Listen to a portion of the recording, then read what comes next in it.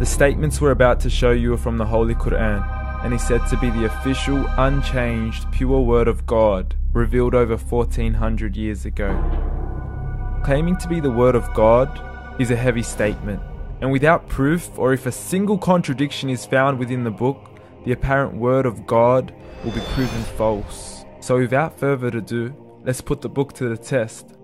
In the 23rd chapter, titled The Believers, from the 12th to the 14th verses, God is said to give a detailed description of how the human being is formed. It begins by saying, "We then placed him as a sperm drop in a place of settlement, firmly fixed. Then we made the drop into a alaqa." We will translate this word very soon. "And then we changed the alaqa into a lump. Then we made out of that lump into bones. And then we clothed the bones with flesh. Then we caused him to grow and come into being and attain the definitive human form."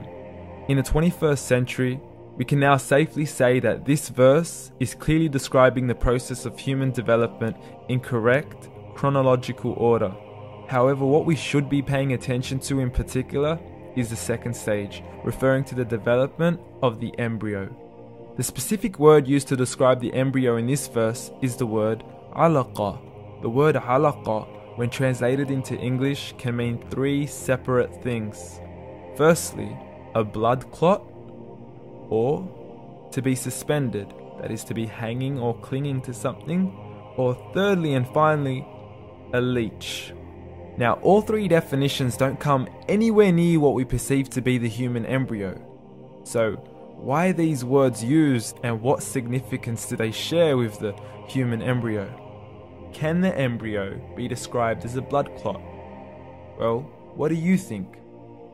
In the 3rd week of embryonic development, a tubular heart joins with the blood vessels to form a primordial cardiovascular system, and by the end of the 3rd week, the blood is circulating and the heart begins to beat on day 21.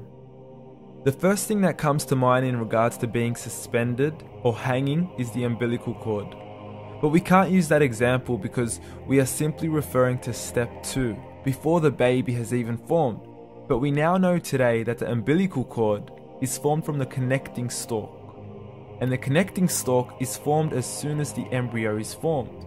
The embryo's connecting stalk has even been described by John Allen and Beverly Kramer as an object to suspend the developing embryo in the extra-embryonic column.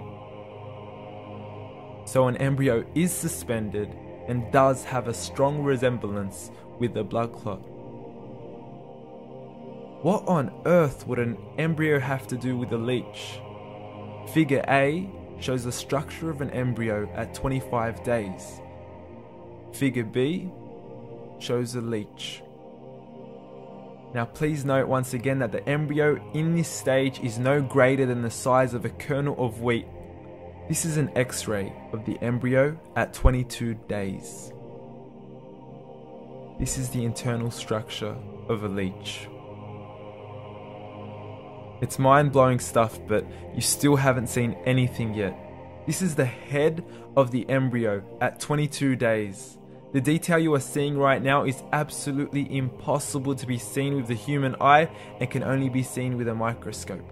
This is the back end of a leech.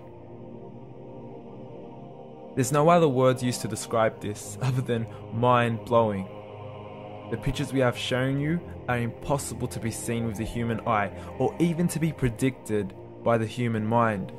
Once again, the verses we have shown you were revealed over 1400 years ago to a man who couldn't read nor write.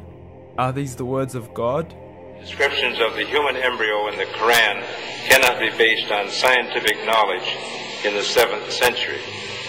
The only reasonable conclusion is that these descriptions were revealed to Muhammad from God, from God, from God, from God, from God.